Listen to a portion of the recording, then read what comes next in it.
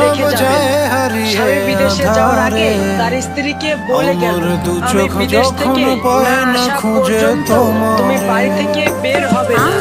স্ত্রী বলল, ওকে বের হবে না।